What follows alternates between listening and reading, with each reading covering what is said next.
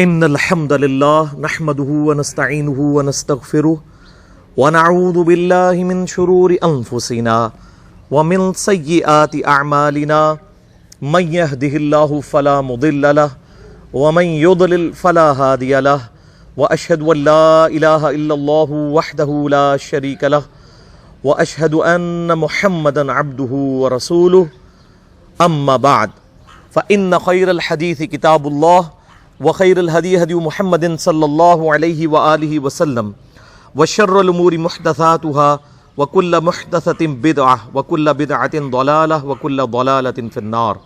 أعوذ بالله السميع العليم من الشيطان الرجيم من همزه ونفخه ونفثه. بسم الله الرحمن الرحيم. رب اشرح لي صدري ويسر لي أمري واحلل عقدة من لساني يفقهوا قولي. بسم الله الرحمن الرحيم. ان اللہ وملائکتہ یصلون علی النبی یا ایہا الذین آمنوا صلوا علیہ وسلموا تسلیما. دروشی پڑھیں. اللہم صلی علی محمد وعلی آل محمد کما صلیت علی ابراہیم وعلی آل ابراہیم انک حمید مجید. اللہم بارک علی محمد وعلی آل محمد کما بارکت علی ابراہیم وعلی آل ابراہیم انک حمید مجید. اللهم ربنا آتنا في الدنيا حسنة وفي الآخرة حسنة وقنا عذاب النار. ربنا آتنا من لدنك رحمة وهيئ لنا من أمرنا رشدا. لا إله إلا أنت سبحانك إني كنت من الظالمين. حسبنا الله ونعم الوكيل ولا حول ولا قوة إلا بالله العلي العظيم. يا حي يا قيوم برحمتك أستغيث. الحمدللہ آج 8 مارچ 2018 کو جمعرات کے دن ہم اپنی ایک بہن کی دعائے مغفرت کے لیے اور ان کے سوگ میں شریک ہونے کے لیے یہاں پر موجود ہیں. صحیح بخاری اور صحیح مسلم کی متفق علیہ حدیث ہے کہ امام کائنات سید الاولین والآخرین شفیع المذنبین رحمت للعالمین سیدنا و مولانا امام اعظم محمد رسول اللہ صلی اللہ علیہ وآلہ وسلم نے ارشاد فرمایا، جو عورت بھی اللہ اور یوم آخرت پر ایمان رکھتی ہے اس کے لیے یہ حلال نہیں ہے کہ 3 دن سے زیادہ کسی کی میت پر سوگ کرے سوائے اپنے شوہر کے، اور وہ 4 مہینہ اور 10 دن. تو یعنی 3 دن سے زیادہ سوگ نہیں ہونا چاہیے. تو ہماری یہ بہن بڑی ینگ ایج میں ہی اللہ کو پیاری ہو گئی. آلموسٹ ان کی 45 ایئرس ایج تھی، اور انہوں نے ڈاکٹر فرحت ہاشمی کے اسٹوڈنٹ کی حیثیت سے قرآن حکیم کی جو یہاں پر جہلم شہر کے اندر ان کی جو خدمات ہیں، اور ماشاءاللہ ان کی سینکڑوں بچیاں جو ہیں وہ قرآن حکیم کی تعلیم کے اعتبار سے شاگرد ہیں. یہ ان کے لیے صدقہ جاریہ ہے ان کی زندگی میں. جو صحیح مسلم میں حدیث ہے کہ میت کو مرنے کے بعد 3 اعمال کا ثواب پہنچتا ہے. نمبر 1، علم کی بات جو اس نے دنیا میں کی وہ اس کے لیے اللہ تعالیٰ سٹور کر دیتا ہے، اور بعد میں بھی جتنے لوگ اس پہ عمل کرتے ہیں اس کا بھی ثواب اس کو ملتا رہتا ہے، اور جو لوگ عمل کرتے ہیں ان کے ثواب میں کمی نہیں ہوتی. نمبر 2، صدقہ جاریہ. کسی نے اپنی زندگی میں کوئی نیکی کا کام کیا، وہ مرنے کے بعد بھی اسی طریقے سے جو جاری ہے اس کا ثواب بھی میت کو ملتا ہے. اور تیسرا، نیک اولاد جو اس کے لیے دعائے مغفرت کرتی ہے. اور جہاں تک دعا کا تعلق ہے وہ تو قرآن حکیم میں کیٹاگوریکل مینشن ہوا ہے، ربنا اغفر لنا ولاخواننا الذین سبقونا بالایمان. اہل ایمان کی نشانی ہے کہ وہ اپنے جو مرے ہوئے بہن اور بھائی اور جو بھی ان کے رشتہ دار فوت ہو چکے ہیں ان کے مرنے کے بعد ان کے لیے دعا کرتے ہیں کہ اے اللہ ہماری بھی مغفرت فرما اور ان کی بھی مغفرت فرما، اور ہمارے دلوں میں ان کے لیے کوئی کجی باقی نہ رکھنا. تو اس اعتبار سے یہ جو محافل ہوتی ہیں سوگ کے اعتبار سے اور دعائے مغفرت کے لیے، اس میں انسان کا دل پسیجہ ہوتا ہے آخرت کے پوائنٹ آف ویو سے. اور یہ ایک بڑا اچھا موقع ہوتا ہے جنازے کا یا سوگ کا کہ انسان اس میں اپنی آخرت کو بھی اور اپنی قبر کو بھی یاد کرے. اور بسا اوقات اس قسم کے جو مواقع ہیں وہ انسان کے لیے ہدایت کا سبب ہمیشہ کے لیے بن جاتے ہیں. تو اسی مناسبت سے میں نے قرآن حکیم میں آج صرف ایک رکوع کا انتخاب کیا ہے. کل 11 آیات سورہ السجدہ پارہ نمبر 21 میں سورت نمبر ہے 32 اور آیت نمبر 12 سے لے کر 22 تک. یہ ٹوٹل 11 آیات ہیں جن کے کانٹیکسٹ میں مجھے فکر آخرت کے پوائنٹ آف ویو سے کچھ گفتگو کرنی ہے، اور انشاءاللہ ٹائملی گفتگو جو مجھے ٹائم بتایا گیا اس کے اندر انشاءاللہ مکمل کر لیں گے انشاءاللہ تعالی. اعوذ باللہ من الشیطان الرجیم، بسم اللہ الرحمن الرحیم. اس ایک رکوع کے اندر اللہ تعالیٰ نے جو قیامت کے دن کا نقشہ ہے اس اعتبار سے کھینچا ہے کہ جب مجرم لوگ اپنے رب کے حضور حاضر ہوں گے تو ان پر کیا کنڈیشن گزر رہی ہوگی. اور یہ اللہ تعالیٰ کا بڑا کرم ہے کہ اس نے ہماری موت سے پہلے پہلے، آخرت کی قیامت قائم ہونے سے پہلے پہلے وہ منظر قرآن حکیم کی شکل میں ہمارے سامنے کھینچ دیا ہے، اور لگتا ہے کہ بالکل آخرت کے دن کی ویڈیو چل رہی ہے، تاکہ کوئی شخص قیامت والے دن اللہ تعالیٰ کو اس بات کا گلہ نہ کر سکے کہ یا اللہ مجھے تو دنیا میں پتہ ہی نہیں چلا یہ اتنا سیریس مسئلہ تھا کہ تیرے حضور on the day of judgement accountability ہے، اللہ کے حضور پیشی ہونی ہے، جواب دہی ہونی ہے اپنے اعمال کی. تو جو مجرم لوگ ہیں وہ اللہ کے حضور کس حال میں پیش ہوں گے، اور اس کے سائملٹینیس کنٹراسٹ جو اہل ایمان ہیں ان کی قیامت والے دن کیا کنڈیشن ہوگی اللہ کے حضور پیشی کے وقت. ان دونوں چیزوں کو اللہ تعالیٰ نے سورہ السجدہ کے دوسرے رکوع میں آیت نمبر 12 سے لے کر 22 تک ایڈریس کیا ہے. اعوذ باللہ من الشیطان الرجیم. وَلَوْ تَرَى إِذِ الْمُجْرِمُونَ نَاكِسُو رُؤُوسِهِمْ عِنْدَ رَبِّهِمْ. اور اے محبوب صلی اللہ علیہ وآلہ وسلم، کاش تم وہ وقت دیکھ لو جب مجرم لوگ اپنے رب کے حضور قیامت کے دن سر جھکائے ہوئے کھڑے ہوں گے. ربنا ابصرنا وسمعنا، اور کہیں گے اے ہمارے رب ہم نے اپنی آنکھوں سے دیکھ لیا اور یہ سارے کا سارا منظر سن بھی لیا. فرجعنا نعمل صالحا، پس ہمیں ایک دفعہ دنیا میں دوبارہ بھیج دے، ہم نیک اعمال کریں گے. انا موقنون، بے شک ہمیں یقین آ گیا کہ قیامت کا دن حق ہے. اے اللہ ایک دفعہ دنیا میں دوبارہ ہمارا جانا ہو، ہم بالکل اپنے اعمال کو سدھار لیں گے اور نیک اعمال اختیار کریں گے. اے اللہ ایک چانس ہمیں دے دے، دوبارہ دنیا میں بھیج دے. ہمیں یقین آ گیا. لیکن دیکھ کر مانا تو کیا مانا؟ سورۃ الملک میں اللہ تعالیٰ نے فرمایا ان الذین یخشون ربہم بالغیب، بے شک جو لوگ بن دیکھے اپنے رب سے ڈرتے ہیں، لہم مغفرۃ واجر کبیر، ان کے لیے مغفرت اور بڑا اجر ہے. دیکھ کے تو سب نے مان لینا، بغیر دیکھے ماننے پر ہی جنت ہے. یہاں پر دیکھیں یہ مجرم لوگ کیا کہیں گے؟ ربنا ابصرنا وسمعنا، اے رب ہمارے ہم نے دیکھ لیا اپنی آنکھوں سے، سن بھی لیا. فرجعنا، پس ہمیں دوبارہ بھیج دے. نعمل صالحا، ہم دنیا میں جا کر نیک اعمال اختیار کریں گے. انا موقنون، بے شک ہمیں یقین آ گیا کہ قیامت کا دن حق ہے. لیکن یہ اللہ تعالیٰ نے ایک عجیب معاملہ رکھا ہے. انسان کو اتنے پردے میں رہتے ہوئے بھی اللہ تعالیٰ اپنی قدرتوں سے عیاں ہے. اتنا ظاہر ہے کہ اللہ سے زیادہ ظاہر کوئی چیز نہیں، اور اتنا باطن ہے کہ اللہ سے چھپی ہوئی زیادہ کوئی اور شے نہیں.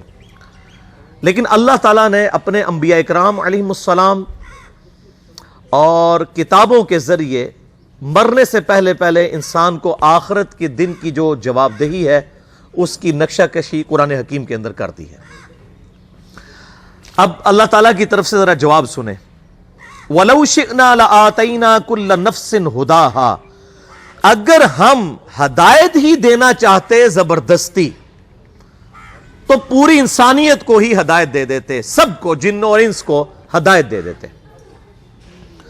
وَلَكِنْ حَقَّ الْقَوْلُ مِنِّي لَأَمْلَأَنَّ جَهَنَّمَ مِنَ الْجِنَّةِ وَالنَّاسِ أَجْمَعِينَ، لیکن میری طرف سے یہ بات طے پا چکی ہے کہ میں ضرور بھر دوں گا دوزخ کو سرکش جنوں اور انسانوں سے. چونکہ یہ میں نے بات طے کر لی ہے لہٰذا میں زبردستی کسی کو ہدایت نہیں دوں گا. ورنہ اللہ کے لیے کیا مسئلہ ہے؟ اللہ تعالیٰ تو آنے واحد میں ایک سیکنڈ کے اندر پوری انسانیت کو ابو بکر، عمر، عثمان و علی رضی اللہ عنہم اجمعین وعلیہم السلام اجمعین بنا دے. اللہ کے لیے کوئی مسئلہ ہے؟ اللہ تعالیٰ فرماتا ہے اگر ہم نے زبردستی ہی ہدایت دینی ہوتی تو ہم نے سب کو ہدایت دے دینی تھی، لیکن اللہ تعالیٰ نے ایسی مخلوق تو پہلے ہی پیدا کی ہوئی ہے زبردستی ہدایت والی، جس کو ہم اپنی کمپیوٹر کی لینگویج میں کہتے ہیں بائی ڈیفالٹ، جو اپنی مرضی سے نہیں بلکہ اللہ تعالیٰ نے اس کو بنایا ہی ایسا ہے کہ وہ اللہ کی تابع فرمان ہے، اور وہ ہیں فرشتے، اللہ کی نافرمانی کر ہی نہیں سکتے۔ انسان اور جن، یہ دو مخلوقات اکاؤنٹیبل ٹھہرائی گئی ہیں، کیوں؟ ان کو اللہ نے ول دی ہے، یہ اپنی مرضی سے رب کو چوائس کرتی ہے، یہ اپنی مرضی سے اللہ کو ٹاپ پرائورٹی مانتی ہیں اگر مانے تو۔ اسی لیے کہا گیا نا کہ ہے فرشتے سے بہتر انسان بننا، مگر اس میں لگتی ہے محنت زیادہ۔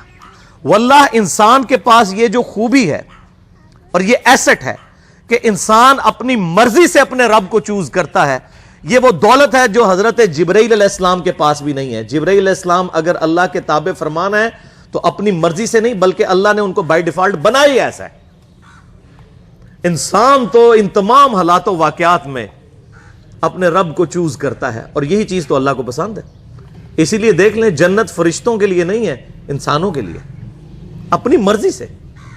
انا ہدیناہ السبیل اما شاکرا و اما کفورا، ہم نے ہدایت کا راستہ واضح کر دیا ہے، چاہے تو شکر گزاری کی روش اختیار کرو، خواہ ناشکری کی۔ اللہ تعالیٰ نے انسان کو دنیا کے اندر اختیار دے دیا، لیکن اس کائنات کی سب سے اہم ترین، سب سے ایلیٹ چیز جو ہے وہ ہدایت ہے۔ یہ آپ کو فٹ پاتھ پہ راہ چلتی ہوئی نہیں ملے گی بلکہ محنت کرنی پڑے گی۔ والذین جاہدوا فینا لنہدینہم سبلنا، جو لوگ ہماری راہ میں کوشش کریں گے ہم ان کے لیے اپنی راہیں کھولیں گے۔ جو کوشش نہیں کرے گا اللہ تعالیٰ بے پرواہ ہے، اللہ تعالیٰ کو کوئی پرواہ نہیں ہے۔ انسان نے اپنی مرضی سے اپنے رب کو چوز کرنا ہے، تو اللہ تبارک و تعالی مائل بکرم ہے ایسے شخص کے لیے۔ تو یہ جو آیا کہ اگر ہم زبردستی ہی ہدایت دینا چاہتے تو جتنے لوگ ہیں ان کو ہدایت دے دیتے، لیکن ہماری طرف سے یہ بات طے پا چکی تھی کہ میں ضرور بھر دوں گا دوزخ کو سرکش لوگوں سے، خواہ وہ جنوں میں سے ہوں یا انسانوں میں سے۔ اور اس کانٹیکسٹ میں سورۃ الاعراف کی آیت میں کہتا ہوں قرآن حکیم کی سخت ترین آیت ہے، اس سے زیادہ کوئی سخت آیت نہیں ہے اس کانٹیکسٹ میں۔ وَلَقَدْ ذَرَأْنَا لِجَهَنَّمَ كَثِيرًا مِنَ الْجِنِّ وَالْإِنسِ، اور بے شک ہم نے کثرت کے ساتھ جن اور انسان پیدا ہی اس لیے کیے ہیں کہ وہ دوزخ میں جائیں۔ یہ کتنی الارمنگ آیت ہے، یہ سورۃ الاعراف آیت نمبر 179 ہے، قرآن حکیم میں کھول کے پڑھ لیجئے گا۔ یہ میں کو اپنی طرف سے بیان نہیں کر رہا، ہمیں جس خدا کا تعارف کروایا گیا نا این جی اوز کے ذریعے اور یہ میٹھی میٹھی باتیں کرنے والے واعظین کی طرف سے، وہ خدا اور ہے، اور جس خدا کا تعارف اللہ کے محبوب صلی اللہ علیہ وآلہ وسلم نے کروایا اس قرآن حکیم کے ذریعے، وہ خدا اور ہے۔ اللہ کا کوئی رشتہ دار نہیں میرے بھائیوں، جس کو پنجابی کہتے ہیں کنو کڈ لو یہ گل۔ سیدنا سعد ابن ابی وقاص رضی اللہ تعالیٰ عنہ کو جب جنگ قادسیہ کے لیے سیدنا عمر فاروق رضی اللہ تعالیٰ عنہ نے روانہ کیا پرشین امپائر کے خلاف، جو اس وقت دو سپر پاورز میں سے ایک سپر پاور تھی، ایک رومن امپائر تھی جو جنگ یرموک میں گر گئی، اور جنگ قادسیہ کے اندر پرشین امپائر بھی گھٹنے ٹیک گئی۔ تو سعد ابن ابی وقاص چونکہ نبی علیہ السلام کے ننیحال کے خاندان سے تھے، رشتے میں آپ صلی اللہ علیہ وآلہ وسلم کے ماموں لگتے تھے، تو سیدنا عمر نے ان کو خط لکھا کہ اے سعد اس بات پہ مت اکڑنا کہ تم اللہ کے نبی کے ماموں ہو، یاد رکھنا اللہ کی کسی کے ساتھ کوئی رشتہ داری نہیں ہے، اللہ کا کوئی رشتہ دار نہیں ہے۔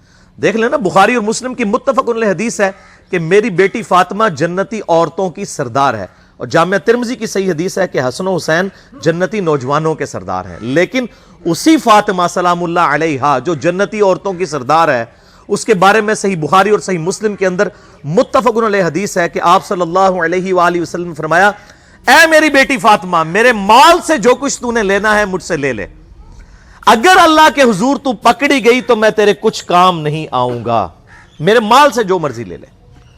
یہ آپ کو تو کہا گیا تھا، لیکن ہمیں سنایا گیا تھا کہ کوئی ایسا فرسودہ عقیدہ نہ رکھ لینا کہ بغیر اعمال کے ہی انسان کو جنت مل جائے گی۔ اعمال اور اللہ کی رحمت دونوں چیزیں شامل حال ہوں گی، صرف اعمال بھی کوئی شے نہیں ہے۔ بخاری اور مسلم دونوں میں یہ حدیث موجود ہے کہ آپ صلی اللہ علیہ وآلہ وسلم نے فرمایا کوئی شخص بھی محض اپنے اعمال کی بنیاد پر جنت میں نہیں جائے گا. ایک صحابی نے بڑی جرت کر کے پوچھا اللہ کے رسول صلی اللہ علیہ وآلہ وسلم کیا آپ بھی؟ آپ نے فرمایا ہاں میں بھی. جب تک میرے رب کی رحمت مجھے ڈھانپ نہ لے میں بھی محض اپنے اعمال کی بنیاد پر جنت میں داخل نہیں ہوں گا. تو اعمال بھی ہیں اور رحمت بھی ہے. صرف اعمال بھی کوئی شے نہیں اور صرف رحمت بھی کوئی شے نہیں ہے. ورنہ امام محمد غزالی رحمہ اللہ تعالی کا قول جو ہے مجھے بڑا پسند ہے اس کانٹیکسٹ میں، جو کیمیائے سعادت میں انہوں نے علماء سو کی کلاس لی ہے. اب یہ سخت باتیں اگر میں اپنی ریفرنس سے کروں تو لوگوں کو بری لگیں گی. امام محمد غزالی فرماتے ہیں کہ ایسے علماء جو ممبروں پر چڑھ کر اللہ تعالیٰ کی رحمت کی آیات آؤٹ آف کانٹیکسٹ سنا کر، قرآن حکیم میں جہاں پر بھی رحمت کی آیات اور توبہ کی آیات آئیں وہ اس اعتبار سے آئیں کہ جو توبہ کرنے کے بعد اصلاح کر لے. پورے قرآن میں کوئی ایک آیت بھی ایسی نہیں ہے کیٹاگوریکل کہ انسان اپنی اصلاح نہ کرے اور اللہ تعالیٰ فرمائے کہ میں اپنی رحمت کے دروازے اس کے لیے کھول دوں گا. قطعاً ایسی کوئی آیت نہیں ہے.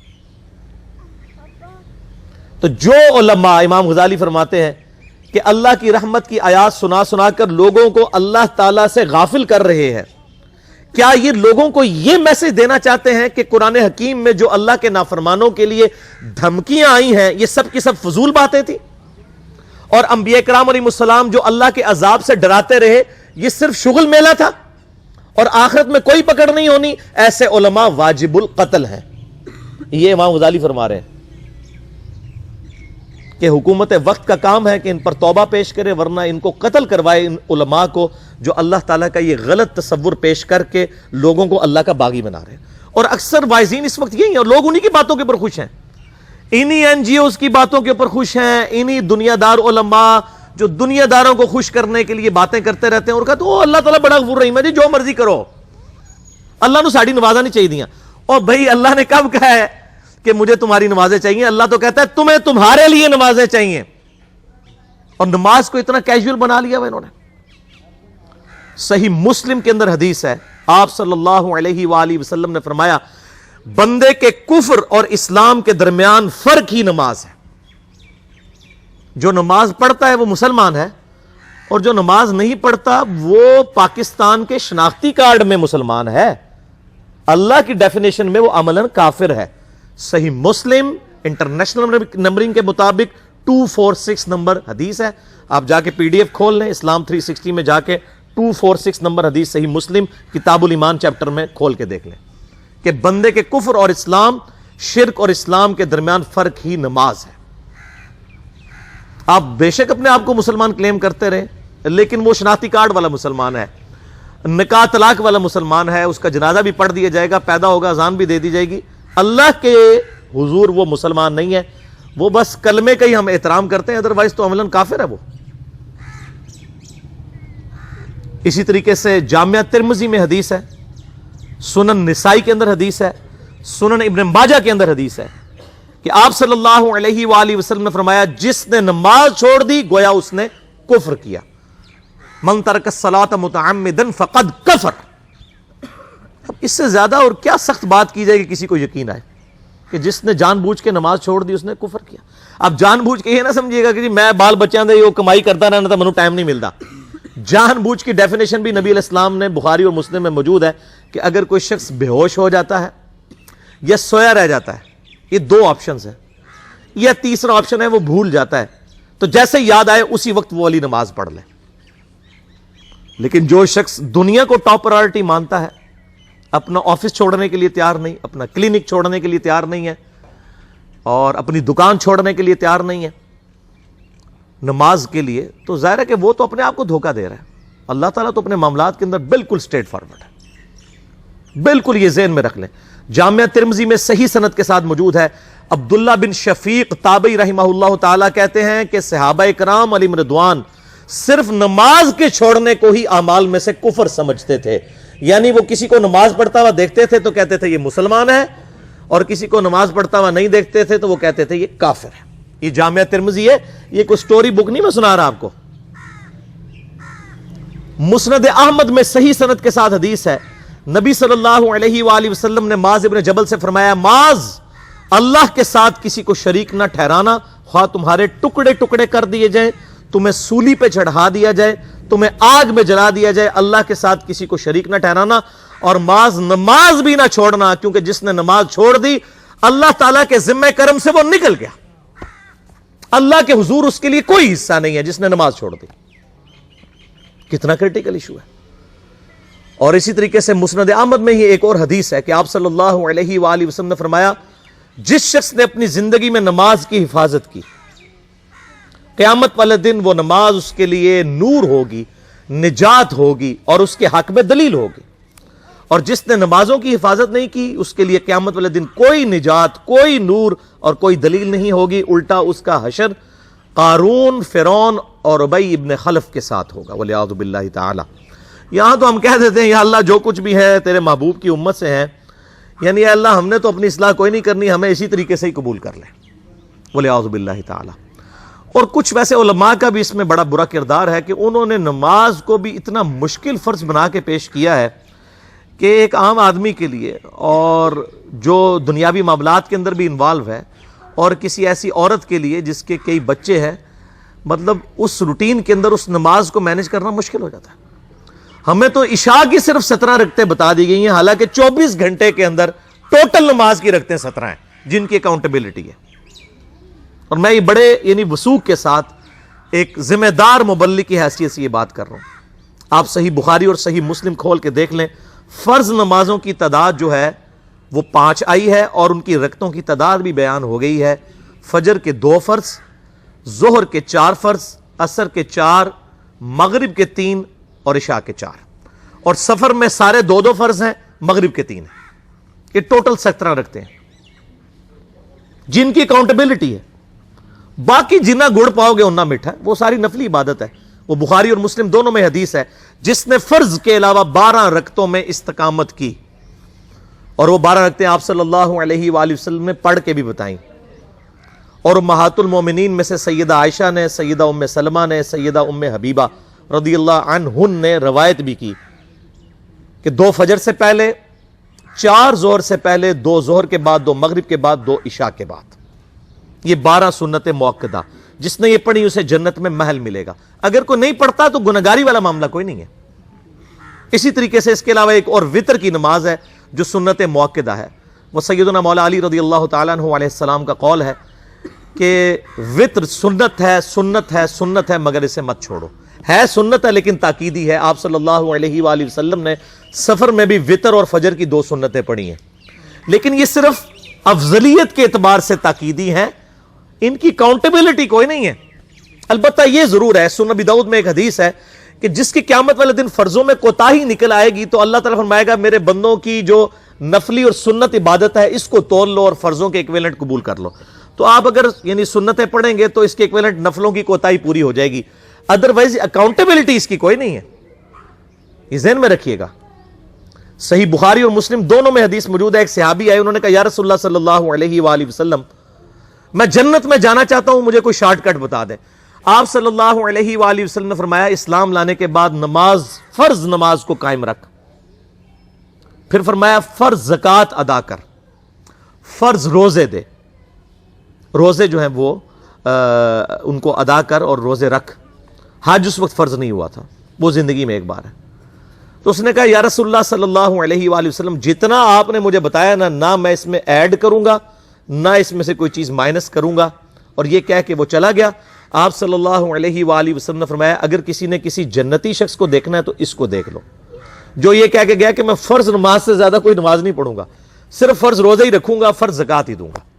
اب روزہ اور زکوٰۃ میں تو ہمارے علماء کو اور عام پبلک کو بھی جو دیندار لوگ ہیں ان کو ہضم ہوتی ہے کہ کوئی شخص یہ نہیں کہتا کہ بھئی پیر اور جمعرات کا روزہ، صحیح مسلم میں حدیث ہے کہ آپ صلی اللہ علیہ وآلہ وسلم کے نفلی روزوں کی یہ روٹین تھی۔ کوئی آپ کو یہ نہیں کہے گا کہ جس نے جمعرات اور پیر کا روزہ نہ رکھا اس کے رمضان کے روزے ہی قبول نہیں ہوں گے، کوئی کہتا ہے؟ کیونکہ ان کو پتہ وہ نفلی ہے۔ اسی طریقے سے زکوٰۃ تو صرف 2.5% ہے نا، باقی تو نفلی صدقات ہیں جتنے مرضی دیں۔ کوئی شخص نہیں کہتا کہ نفلی صدقہ نہ دیا تو آپ کی زکوٰۃ بھی قبول نہیں ہوگی، الٹا یہ کہتے ہیں او بس جی زکوٰۃ دے لو تو باقی سارا مال پاک ہے۔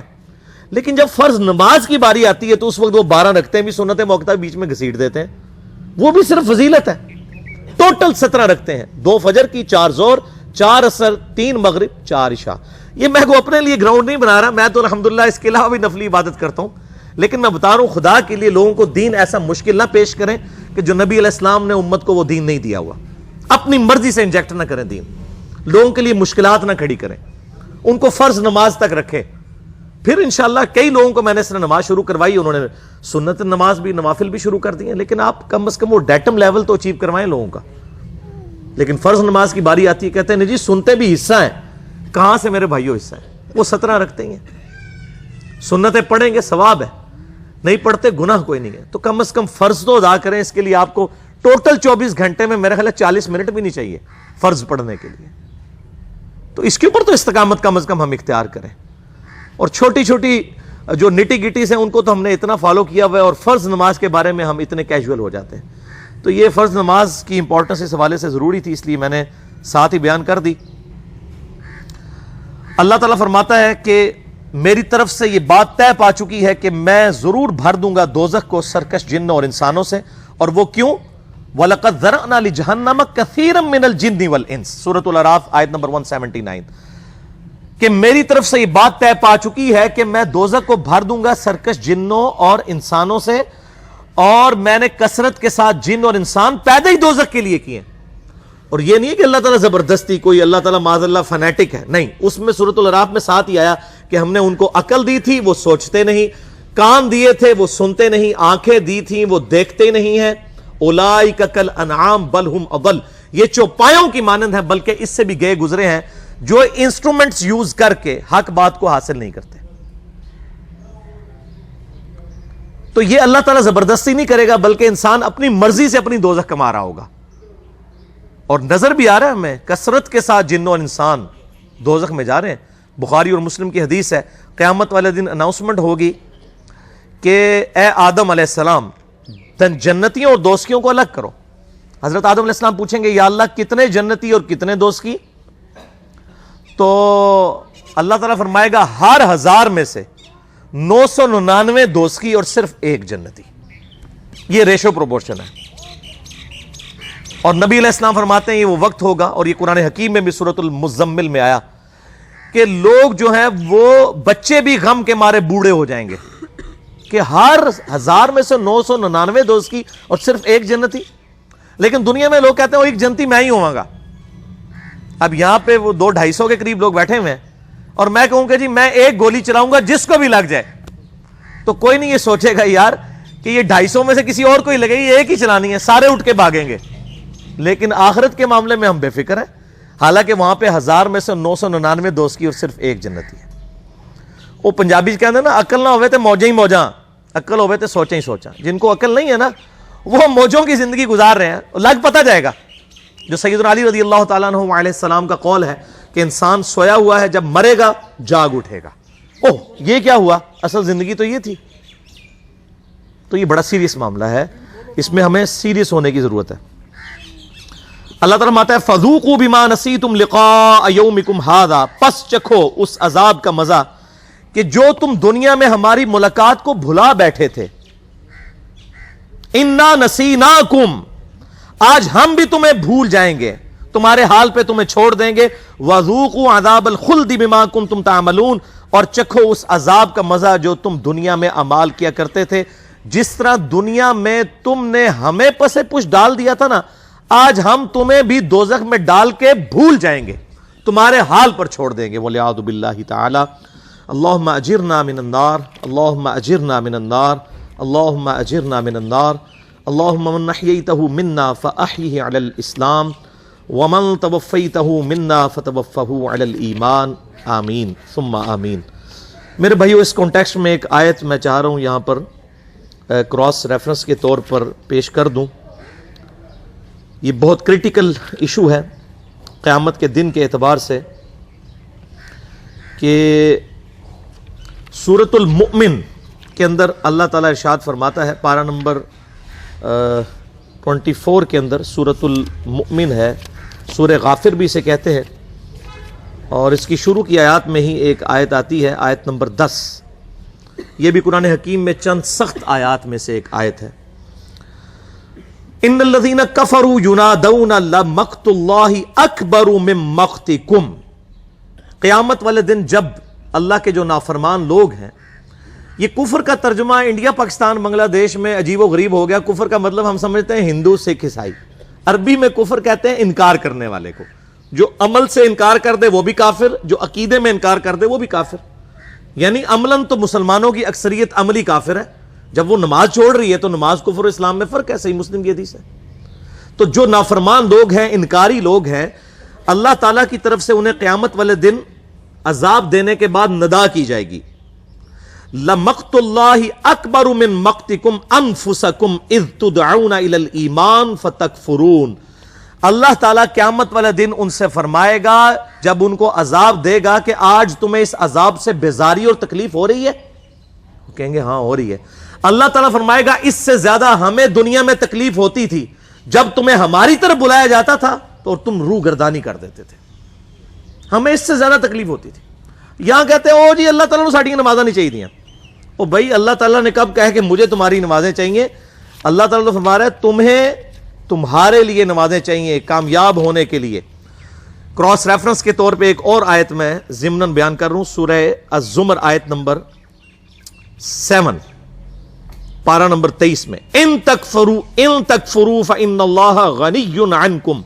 اگر تم ناشکری کی روش اختیار کرو گے، اللہ کے نافرمان بن جاؤ گے، بے شک اللہ بے پرواہ ہے. ولا يرضى لعباده الكفر. لیکن یہ بات یاد رکھنا اللہ تعالیٰ ناشکری کو اپنے بندوں کے لیے پسند نہیں کرتا. بے پرواہی کا مطلب کوئی یہ نہ لے لے کہ خیر ہے اللہ تعالیٰ معاف کر دے گا. نہیں، پسند نہیں کرتا. وَإِن تَشْكُرُوا يَرْضَاهُ لَكُمْ. اگر تم شکر گزاری کی روش اختیار کرو گے تو اسی کو اللہ پسند کرے گا. وَلَا تَزِرُ وَازِرَةٌ وِزْرَ أُخْرَى. اور یاد رکھنا کوئی جان قیامت والے دن کسی دوسرے کا بوجھ نہیں اٹھائے گی. ثم الى ربکم مرجعکم فینبئکم بما کنتم تعملون. اس کے بعد تمہیں لوٹ کر تمہارے رب کے پاس جانا ہے، وہ تمہیں بتا دے گا جو کچھ تم دنیا میں اعمال کیا کرتے تھے. انہ علیم بذات الصدور. بے شک اللہ تعالی سینوں کے چھپے ہوئے رازوں کو بھی جاننے والا ہے. یہ بڑا کریٹیکل ایشو ہے، اس مسئلے کو سمجھ لیں. اللہ تعالیٰ بے پرواہ ضرور ہے لیکن اس کا یہ مقصد کوئی نہ لے. وہ کہتے ہیں جی جو کچھ ہو رہا ہے اللہ کی مرضی سے ہو رہا ہے. یہ جملہ ہی غلط ہے.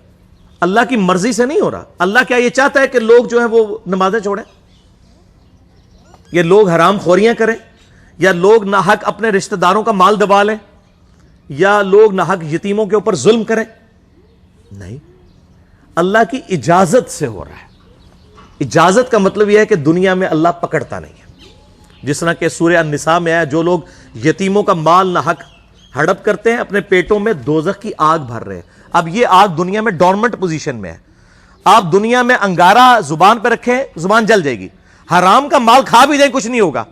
لیکن اللہ تعالیٰ ہمارا جو حرام مال کھا رہے ہیں یہ اپنے پیٹوں میں دوزخ کی آگ بھر رہے ہیں. قیامت والے دن مورل لاز ایکٹیو ہو جائیں گے.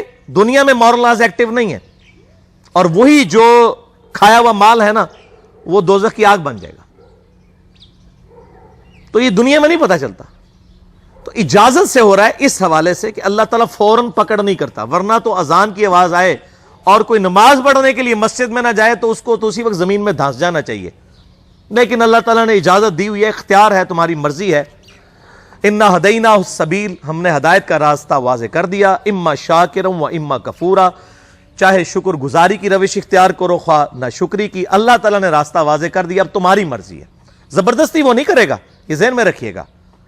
یہ اس کی ضد ہے بندے کے ساتھ کہ جو لوگ کوشش کریں گے نا انہی کو ہدایت ملے گی. والذین جاہدوا فینا لنہدینہم سبلنا. جو لوگ ہماری راہ میں کوشش کریں گے ہم انہی کے لیے اپنی راہیں کھولیں گے. زبردستی اس نے ہدایت نہیں دینی. یہ بالکل اس کو اپنے دماغ میں سے نکال دیں کہ زبردستی ہدایت والا معاملہ ہوگا. انما یؤمن بآیاتنا الذین اذا ذکروا بها خروا سجدا. ایمان والے بندے تو وہ ہیں کہ جب ان کے سامنے ہماری آیات کے ذریعے ان کو نصیحت دلائی جاتی ہے وہ فوراً سجدے میں گر پڑتے ہیں. اللہ اکبر. سبحان ربی العلی سبحان ربی العلی سبحان ربی العلی. یہ ٹو باؤ ڈاؤن کرنا کافی ہے. صحیح بخاری کے اندر موجود ہے کہ عبداللہ بن عمر رضی اللہ تعالیٰ عنہ قرآن حکیم بغیر وضو کے بھی پڑھ رہے ہوتے تھے اور اس دوران جب آیت سجدہ آتی تھی تو بغیر وضو کے ہی اسی حالت میں سواری پہ بیٹھے ہوئے ٹو باؤ ڈاؤن کر کے سجدہ تلاوت کر لیتے تھے. اس کے لیے ماتھا لگانا ضروری نہیں, وہ اعلیٰ ترین درجہ ہے. اگر آپ قرآن پڑھتے ہوئے یہ سجدہ ہے اور آپ یوں کر لیتے ہیں تو یہ سجدہ تلاوت ادا ہو جائے گا. وَارْكَعُوا مَعَ الرَّاكِعِينَ کے تحت یہ بھی اسی میں آتا ہے. تو اللہ تعالیٰ ہمارے اہل ایمان وہ ہیں, ہماری آیات سے جب ان کو نصیحت کی جاتی ہے وہ سجدے میں یعنی ٹو باؤ ڈاؤن کرتے ہیں, وَسَبَّحُوا بِحَمْدِهِمْ, اور وہ اپنے رب کی تسبیح کرتے ہیں اس کی حمد کے ساتھ. وَهُمْ لَا يَسْتَكْبِرُونَ, اور ان میں تکبر نہیں ہوتا, اکڑ نہیں ہوتی اہل ایمان کے اندر. یہ تکبر کے اندر پوری قیامت مضمر ہے میرے بھائیوں. صحیح مسلم میں حدیث کہ آپ صلی اللہ علیہ وآلہ وسلم نے فرمایا جس شخص کے دل میں رائی کے دانے کے برابر بھی تکبر ہوا وہ جنت میں نہیں جائے گا. ایک صحابی نے عرض کی یا رسول اللہ صلی اللہ علیہ وآلہ وسلم, بسا اوقات ہمارا دل کرتا ہے کہ ہمارے کپڑے خوبصورت ہوں, ہماری جوتیاں خوبصورت ہوں, ہم اچھے دکھیں, کیا یہ بھی تکبر ہے؟ تو آپ صلی اللہ علیہ وآلہ وسلم نے فرمایا یہ تکبر نہیں ہے, بلکہ اللہ بھی خوبصورت ہے اور خوبصورتی کو پسند فرماتا ہے. تکبر یہ نہیں ہے کہ تم اچھا لباس پہنو یا اچھی جوتیاں پہنو یا اچھے دکھو, بلکہ تکبر یہ ہے کہ تم حق بات سے اناد کر دو اور دوسروں کو حقیر سمجھو.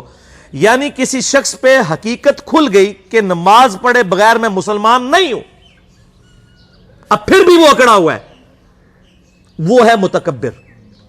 اگر کسی نے اچھے کپڑے پہنے ہوئے ہیں لیکن اس کے باوجود وہ دوسروں کو حقیر سمجھ رہا ہے تو متکبر ہے, اور اگر وہ اچھے کپڑے پہن کے دوسروں کو حقیر نہیں سمجھ رہا کوئی متکبر نہیں ہے. حق بات سے اناد کرنا, اس سے روگردانی کرنا, یہ اصل تکبر ہے. ایک بندے کو صحیح بخاری اور صحیح مسلم سے نماز کا طریقہ کھول کے بتا دیا کہ میرے بھائیوں نبی صلی اللہ علیہ وآلہ وسلم اس طریقے سے سنت کے مطابق نماز پڑھتے تھے کہ رکوع میں جاتے وقت اور رکوع سے اٹھتے وقت رفع الیدین کرتے تھے. اور وہ کہ نہیں ساڑھے بزرگ پاگل سے, انہوں نے نہیں پتہ لگا. بھائی بزرگ اللہ کے پاس چلے گئے, وہ اپنے اعمال کے جواب دہی خود کریں گے.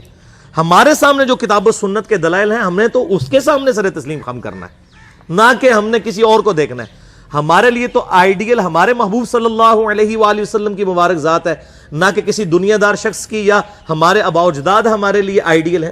لقد کان لکم فی رسول اللہ اسوۃ حسنہ, بے شک رسول اللہ صلی اللہ علیہ وآلہ وسلم کی زندگی میں تمہارے لیے بہترین نمونہ ہے. الحمدللہ. تو یہ تکبر کی میں نے ڈیفینیشن بھی بتا دی اس حوالے سے. اللہ تعالیٰ فرماتا ہے دنیا میں ان کی حالت کیا تھی, تتجافا جنوبہم عن المضاجع یدعون ربہم خوفا وطمعا. ہمارے نیک بندے وہ تھے کہ ان کی پیٹھیں جو ہیں وہ اپنی خوابگاہوں سے اپنے بستروں سے الگ رہتی تھیں, اور وہ خوف اور لالچ میں ہمیں پکارا کرتے تھے. خوف کس کا؟ آخرت کے دن کا. اور لالچ کس کی؟ جنت کی لالچ. اور یہ جو صوفیاء کے ہاں ایک بڑی مشہور بات آئی اور سیدنا علی کی طرف بھی یہ جھوٹا قول منسوب کیا گیا کہ میں اللہ کے خوف یا جنت کی لالچ میں عبادت نہیں کرتا, یہ بالکل جھوٹ ہے. یہ تو قرآن کے خلاف ہے. یہ آیت دیکھ لیں کہ اہل ایمان کی نشانی ہے کہ وہ اللہ سے خوف بھی کھاتے ہیں اور اللہ سے لالچ بھی رکھتے ہیں جنت کی. مجھے بتائیں جنت کی لالچ کس نے دی ہے؟ اللہ نے. اب کوئی شخص کہتا ہے مجھے جنت نہیں چاہیے, تو وہ کس کو نگیٹ کر رہا ہے؟ اللہ کو. دوزخ کا ڈر کس نے سنایا؟ اللہ نے. اگر کوئی کہتا ہے جی مجھے دوزخ کا ڈر نہیں اور عجیب و غریب قسم کی باتیں کرتا ہے, یہ کتاب و سنت کی تعلیمات میں یہ باتیں نہیں ہیں, آپ کی جذباتی ڈاکٹرائن ہے, جذباتی جملے ہیں, ان کی کوئی حقیقت نہیں ہے, یہ صرف جذباتی باتیں. اہل ایمان جو ہیں وہ تو اللہ تعالیٰ نے سورۃ الفرقان میں فرمایا کہ اہل ایمان تو دعا کرتے ہیں ربنا اصرف عنا عذاب جہنم ان عذابها کان غراما, اے رب ہمارے ہم سے دوزخ کا عذاب پھیر دے, بے شک دوزخ کا عذاب تو ہمارے گلے کا پھندا بن چکا ہے, یہ لٹکتی ہوئی تلوار ہے ہمارے سر کے اوپر, اے اللہ ہمیں دوزخ سے رہائی عطا فرما دے. یہاں پہ کہتے ہیں جی دوزخ کا ڈر نہیں, جنت کی لالچ نہیں ہے. اور اللہ تعالیٰ کیا فرما رہے ہیں کہ اہل ایمان خوف بھی رکھتے ہیں اور امید بھی. وَمِمَّا رَزَقْنَاهُمْ يُنْفِقُونَ, اور ہمارے دیے ہوئے مال میں سے ہماری راہ میں خرچ کرتے ہیں. ظاہر ہے جیب وہی ڈھیلی کرے گا جسے آخرت کے ڈیوائن بینک کی امید ہوگی کہ دنیا میں میں جو کچھ جو ہے وہ خرچ کر رہا ہوں اللہ کے ڈیوائن بینک میں سٹور ہو رہا ہے, اللہ تعالیٰ مجھے 700 گنا اس سے بھی بڑھ کر لوٹائے گا انشاءاللہ. فَلَا تَعْلَمُ نَفْسٌ مَا أُخْفِيَ لَهُم مِّن قُرَّةِ أَعْيُنٍ, پس کسی جان کو نہیں پتا جو کچھ اللہ تعالیٰ نے اس کی نفس کی خواہش والی چیزیں چھپا کے رکھی ہیں, من قرۃ اعین, ان کی آنکھوں کی ٹھنڈک کے لیے جنت میں, جزاء بما کانوا یعملون, جزا ان اعمال کے بدلے میں جو وہ دنیا میں کیا کرتے تھے.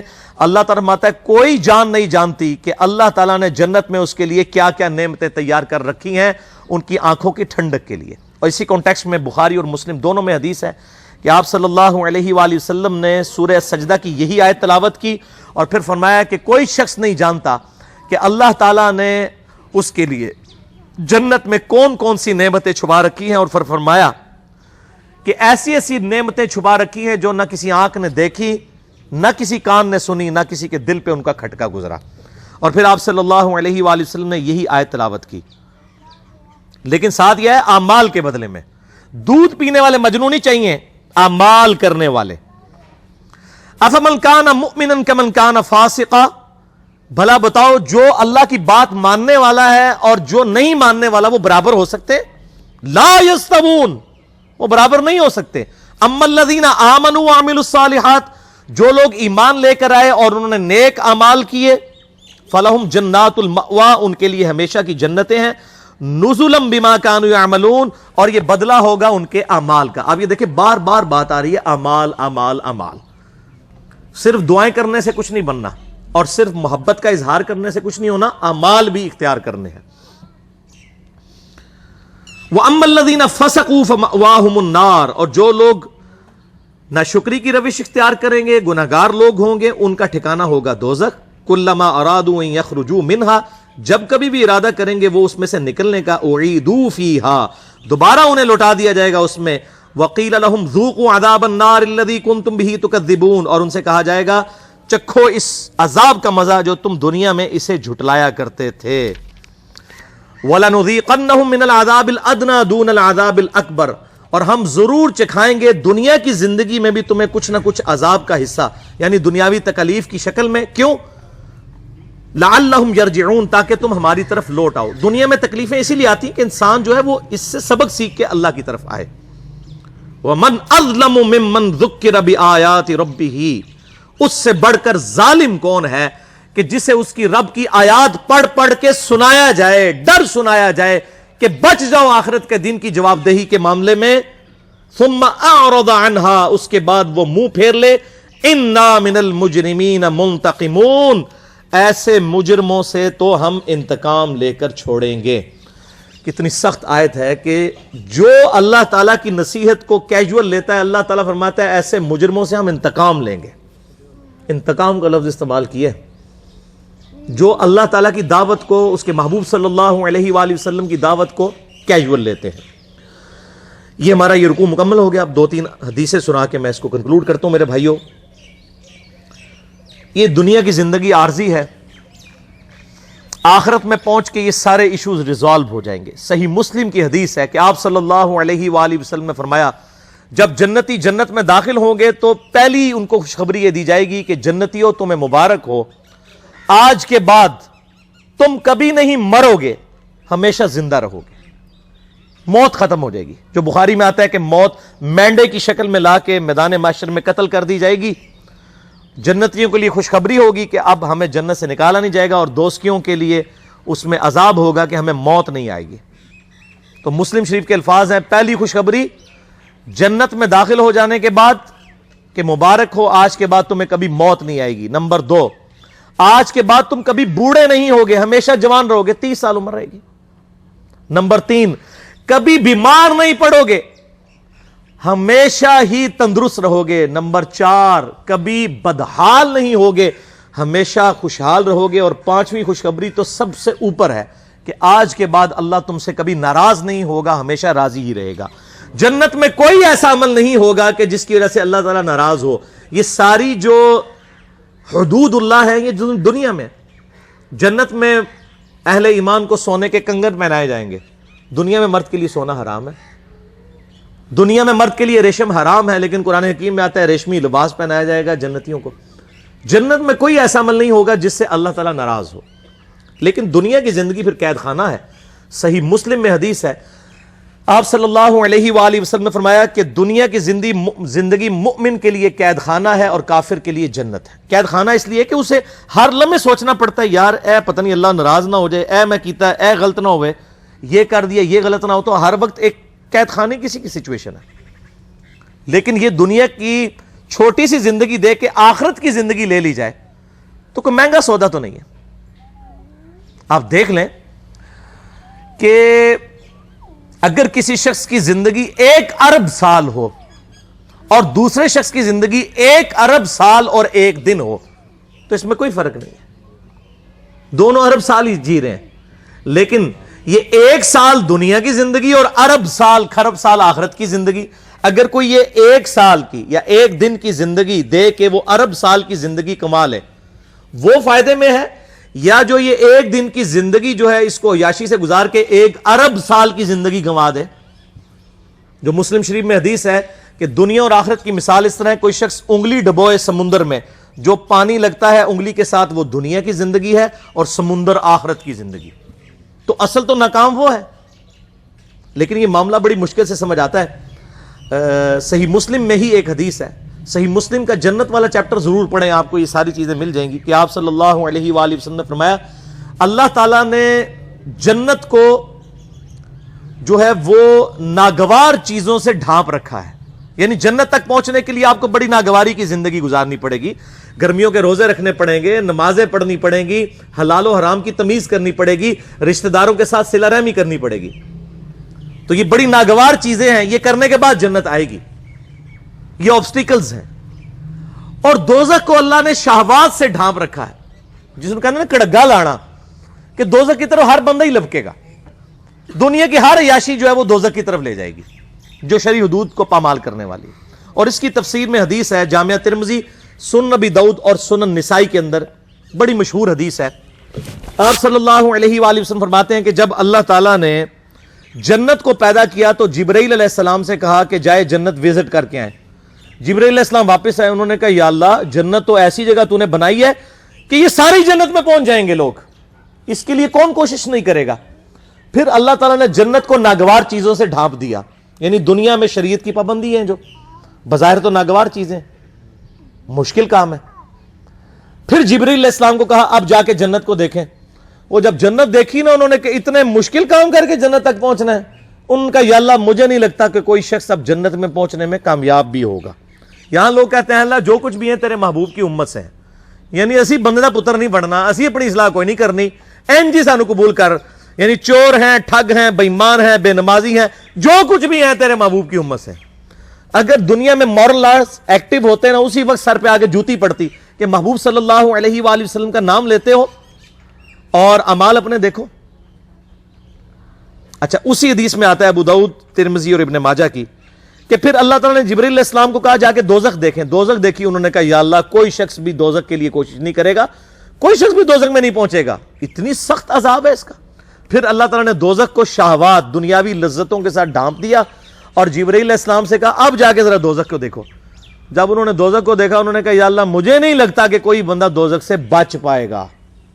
اللہم اجرنا من النار, اللہم اجرنا من النار, اللہم اجرنا من النار, اللہم من احییتہ منا فاحیہ علی الاسلام ومن توفیتہ منا فتوفہ علی الایمان. آخری حدیث بھی صحیح مسلم کی ہے, مجھے ضمناً یاد آ گئی اس حوالے سے کہ آپ صلی اللہ علیہ وآلہ وسلم فرماتے ہیں کہ دنیا میں جس نے اللہ کے تابع فرمان بن کے زندگی گزاری ہوگی, مشکل کی مفلسی کی زندگی گزاری, لیکن اللہ کی نافرمانی نہیں کی, قیامت والے دن اللہ تعالیٰ فرشتوں سے کہے گا کہ اسے ذرا ایک پھیرا جنت کا لگواؤ. ایک پھیرا جنت کا ایک پھیرا لگے گا. پھر اللہ تعالیٰ پوچھے گا ہاں بھائی بندے کو دنیا میں تو نے تکلیف دیکھی؟ وہ کہے گا یا اللہ تیری عزت کی قسم میں نے دنیا میں کوئی تکلیف نہیں دیکھی. کیونکہ رزلٹ سامنے آ گیا نا. ہمیں بھی یاد ہے جب میں انجینئرنگ یونیورسٹی میں پڑھتا تھا تو ہم لوگ بڑی محنت کر کے تیاری کرتے تھے. جب ہمارے یعنی پوزیشن آ جاتی تھی کلاس کے اندر تو بڑے خوش ہوتے تھے. ہمیں اپنی وہ زندگی کی محنتیں یاد بھی نہیں ہیں. اس کے بعد اچھی جاب لگی تو وہ اپنی انجینئرنگ یونیورسٹی کی راتیں جاگنا اور پڑھائی کرنا یاد تک نہیں ہے, کیونکہ آسائش مل گئی نا, رزلٹ سامنے آ گیا. پھر جس نے دنیا میں بڑی مزے کی زندگی گزاری ہوگی اور اللہ کو رسپانس نہیں کیا ہوگا, اللہ تعالیٰ فرمائے گا اس کو ذرا دوزخ کا ایک پھیرا لگواؤ نا. فرشتے دوزخ کا ایک پھیرا لگوائیں گے نا. پھر اللہ تعالیٰ پوچھے گا بندے کو دنیا میں خیر دیکھی؟ وہ کہے گا اللہ تیری عزت کی قسم میں نے دنیا میں کوئی خیر نہیں دیکھی. دنیا کی ساری آسائشیں بھول جائے گا, ایک پھیرا دوزخ کا. ادھر لوگ کہتے ہیں خیر ہے جی پھیرا ہی لگے گا نا پھر جنت ٹوری جانا ہے.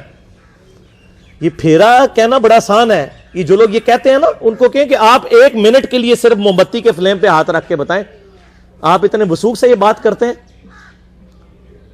اس سے بھی بڑھ کے میں یہ بات کروں کہ اگر آپ کو کہا جائے کہ فجر کی نماز چھوڑنے پر فجر سے ظہر تک آپ کو ایک 10 بائی 10 فٹ کے کمرے میں صرف ایک پھیرا لگے گا فجر سے ظہر تک کا, جس میں 1000 کوبرا سانپ ہوں گے, 1000 بچھو ہوں گے, ایک پھیرا ہی لگنا ہے, کوئی تیار ہو جائے گا؟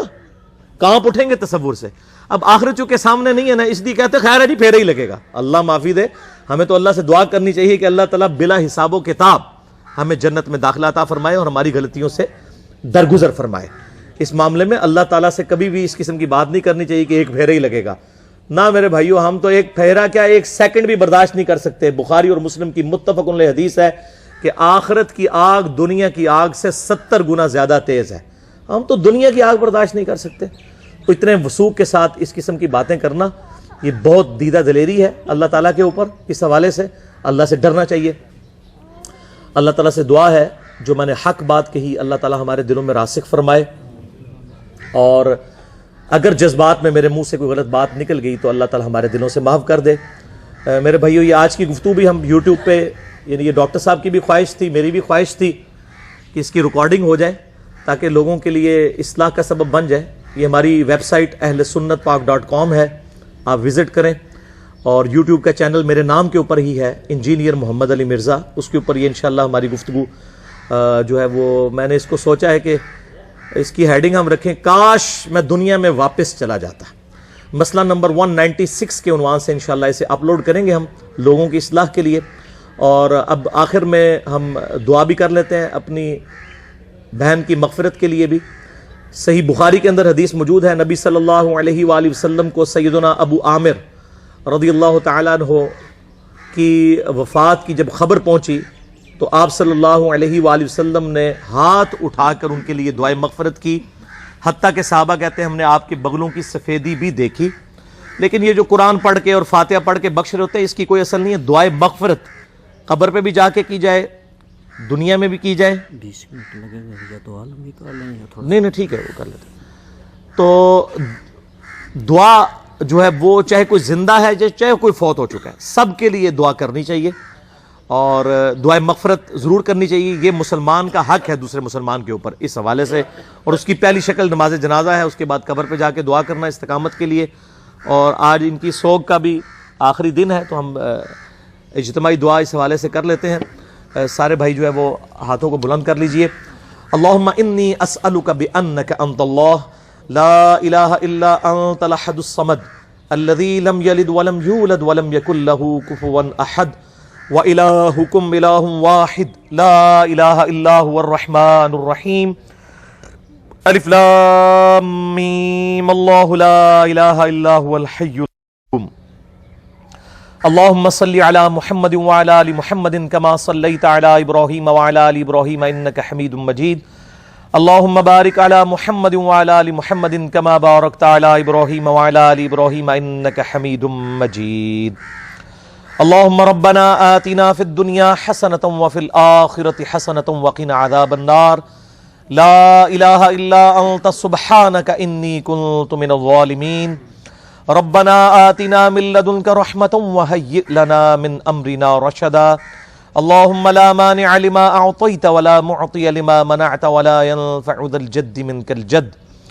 اللهم اغفر لحينا وميتنا وشاهدنا وغائبنا وصغيرنا وكبيرنا وذكرنا وأنثانا. اللهم من أحييته منا فأحيه على الإسلام ومن توفيته منا فتوفه على الإيمان. اللهم ثبتنا على الإيمان. اللهم ثبتنا على الإسلام. اللهم ثبتنا على القرآن. اے اللہ جن جن بھلائیوں کا سوال تیرے محبوب صلی اللہ علیہ وآلہ وسلم نے تجھ سے کیا ہم تمام مسلمانوں کے حق میں قبول و منظور فرما. اے اللہ جن جن چیزوں کے شر سے تیرے محبوب صلی اللہ علیہ وآلہ وسلم نے تیری پناہ طلب کی ہم تمام مسلمانوں کو عطا فرما. اے اللہ ہماری, ہمارے ماں باپ کی, ہمارے بیوی بچوں کی, پوری امت کی مغفرت فرما. اے اللہ بالخصوص ہماری جو بہن فوت ہوئی اے اللہ ان کی مغفرت فرما. ان کی قبر کی منازل کو آسان فرما، ان کے درجات بلند فرما، قیامت والے دن اپنے محبوب صلی اللہ علیہ وآلہ وسلم کی شفاعت نصیب فرما، آپ صلی اللہ علیہ وآلہ وسلم کے مبارک جھنڈے تلے جگہ عطا فرما، آپ صلی اللہ علیہ وآلہ وسلم کے مبارک ہاتھوں سے حوض کوثر نصیب فرما، آپ صلی اللہ علیہ وآلہ وسلم کا جنت میں پڑوس عطا فرما۔ یہ تمام دعائیں ہم تمام مسلمانوں کے حق میں قبول و منظور فرما۔ اے اللہ حاضرین کے جتنے بھی چھوٹے بڑے رشتہ دار فوت ہو چکے ہیں، اے اللہ ان تمام کے حق میں بھی یہ دعائیں قبول و منظور فرما۔ اے اللہ ہماری، ہمارے ماں باپ کی، ہمارے بیوی بچوں کی، سارے رشتہ داروں کی، پوری دنیا کے مسلمانوں کی تمام دینی، دنیاوی، جسمانی، روحانی، ظاہری، باطنی پریشانیاں، تکلیف، مصیبتیں، دکھ، بیماریاں، دشواریاں دور فرما، اور جن جن بھلائیوں کا سوال تیرے محبوب صلی اللہ علیہ وآلہ وسلم نے تجھ سے کیا، ان تمام کے حق میں قبول و منظور فرما، اور جن جن چیزوں کے شر سے تیرے محبوب صلی اللہ علیہ وآلہ وسلم نے تیری پناہ طلب کی، تمام مسلمانوں کو عطا فرما۔ اے اللہ پوری دنیا میں مسلمان جہاں بھی کافروں کے خلاف برسر پیکار ہیں، اے اللہ غیب سے ان کی مدد فرما، ان کی عزت اور آبرو کی حفاظت فرما۔ اے اللہ ہمارے ملک پاکستان کی خیر فرما، پاکستان کو اندرونی اور بیرونی خطرات سے محفوظ فرما۔ اے اللہ مسلمانوں کو آپس میں اتفاق اور اتحاد کے ساتھ رہنے کی توفیق عطا فرما، بس علمی طریقے سے ایک دوسرے کی غلطی واضح کرنے کی توفیق عطا فرما، لڑائی جھگڑوں سے محفوظ فرما۔ اے اللہ ہمارے دلوں میں جو جو نیک اور جائز دعائیں ہیں، اے اللہ زبان پہ لانے کی حاجت نہیں، تو بہتر جانتا ہے، اے اللہ ان کو قبول و منظور فرما۔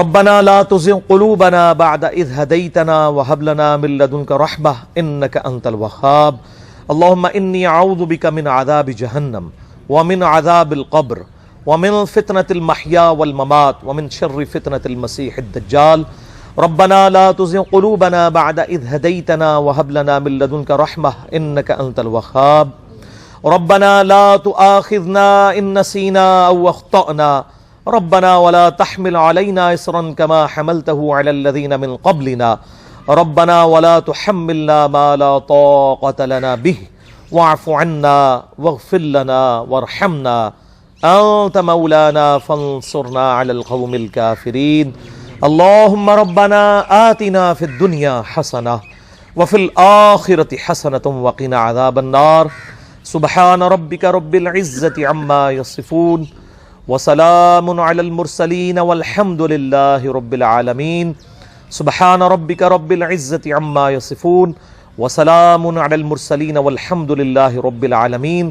اے اللہ جو بھی میں نے حق بات کہی، اے اللہ ہمارے دلوں میں راسخ فرما، اگر جذبات میں میرے منہ سے کوئی غلط بات نکل گئی ہمارے دلوں سے معاف کر دے اور ہمیں معاف بھی فرما دے۔ سبحانک اللہم وبحمدک اشہد ان لا الہ الا انت استغفرک واتوب الیک وما علینا الا البلاغ المبین وصلی اللہ علی حبیبہ محمد وعلی آلہ واصحابہ اجمعین الی یوم الدین۔ جزاکم اللہ خیرا و احسن۔